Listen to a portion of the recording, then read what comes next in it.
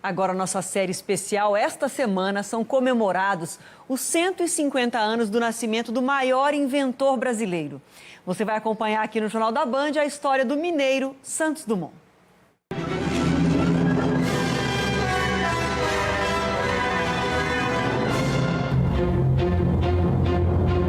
A revolução das máquinas no final do século XIX mudou a velocidade do mundo e diminuiu a fronteira entre ficção e realidade. Tudo parecia possível.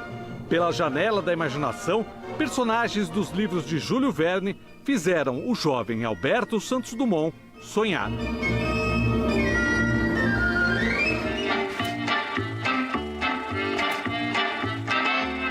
Santos Dumont lia Júlio Verne.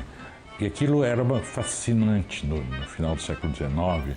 Alberto Santos Dumont nasceu 150 anos atrás, aqui no sítio Cabangu, no interior de Minas Gerais. O pai dele, Henrique Dumont, era engenheiro e estava na região construindo um trecho da estrada de ferro que liga Minas Gerais ao Rio de Janeiro.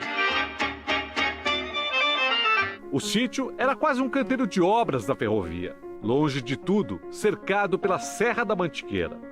O pai nasceu no Brasil, filho de uma família de franceses que se dedicava à joalheria. A mãe, brasileira, era descendente de portugueses.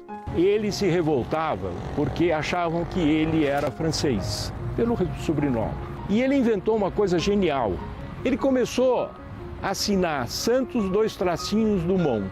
Aí todo mundo perguntava, mas pô, que nome estranho, né? O que significa esses dois tracinhos? Significa que eu sou brasileiro e que minha mãe é de origem portuguesa e meu pai é de origem francesa, mas eu sou brasileiro.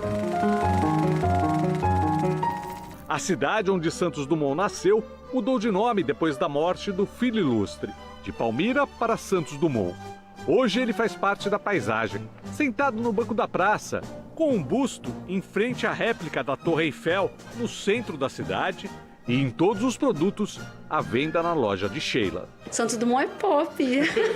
Ele já era, eu acho que se fosse considerar Santos Dumont naquela época, ele seria um influencer. Ele arrastava multidões por onde ele passava. Tem até camiseta com recado claro para os irmãos Wright, que os americanos consideram os inventores do avião. Catapulta não é avião.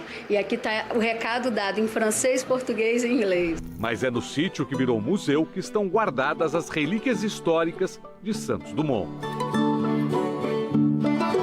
São quadros e várias cartas escritas por ele na volta ao Brasil, além das maquetes que ajudam a entender as descobertas que levaram ao 14 bis. E percebeu principalmente que isso aqui era a solução para ele.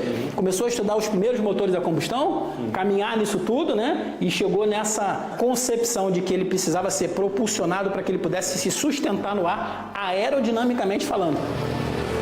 Mas foi numa outra fazenda comprada pelo pai na região de Ribeirão Preto que a imaginação do leitor de Júlio Verne se misturou com a fixação pela mecânica. O pai de Santos Dumont foi um dos maiores cafeicultores do Brasil. Na propriedade dele, tinha máquinas para beneficiar o café e até um ramal de uma estrada de ferro que ajudava na exportação do produto. O jovem Santos Dumont, que se encantava com as máquinas da fazenda, um dia encantaria o mundo com as máquinas criadas por ele. Quando o pai de Santos Dumont ficou doente, vítima de um derrame cerebral, decidiu vender a gigantesca fazenda. Recebeu uma fortuna, o equivalente a 1 milhão de libras esterlinas. A riqueza construída pelo pai com o café sustentou a vida de inventor de Santos Dumont na França, para onde a família se mudou. Quando ele está com 19 anos, o pai dele faz uma carta para emancipá-lo, para ele poder ter a vida dele. E na carta diz, vá para Paris, a cidade mais perigosa para um homem. Lá você deve estudar eletricidade, mecânica e essas coisas. E foi na cidade mais fascinante da época que os franceses se encantaram por Santos Dumont. Ele lançou moda no jeito de se vestir e inundou os ares com as suas invenções voadoras. Deu dirigibilidade aos balões e fez o aparelho mais pesado que o ar voar. É uma coisa você ter um balão muito bonito, muito interessante, né? E você não sabe onde vai parar. Então a dirigibilidade é essencial para a ideia do voo, do balão e mais tarde do avião. você tem que ter controle sobre o aparelho.